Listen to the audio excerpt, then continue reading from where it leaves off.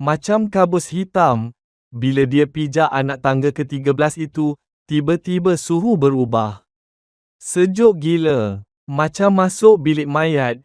Kemudian, dia dengar suara bisikan halus. Azim, kau dah sampai. Dia terkejut, terus melompat turun dan masuk bilik.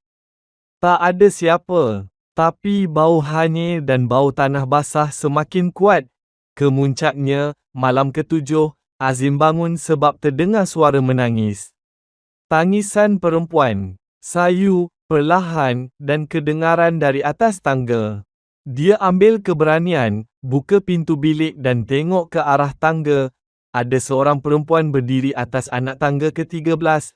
Rambut dia panjang menutup muka, dan kakinya tak jejak lantai. Dia mengangkat kepala perlahan-lahan. Dan wajahnya kosong, tiada mata, tiada hidung, hanya mulut koyak sampai telinga. Azim cuba menjerit, tapi mulutnya terkunci.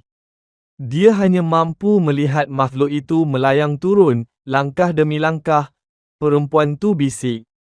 Dulu aku pun macam kau, tinggal sini. Aku jatuh dari tangga ni, tapi aku tak mati terus. Tiba-tiba Azim rasa ditarik, kuat. Dunia sekeliling jadi gelap. Keesokan harinya, jiran perasan Azim tak keluar rumah.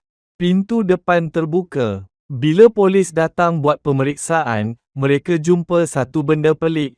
Tangga rumah tu hanya ada 12 anak tangga. Azim tak pernah dijumpai semula.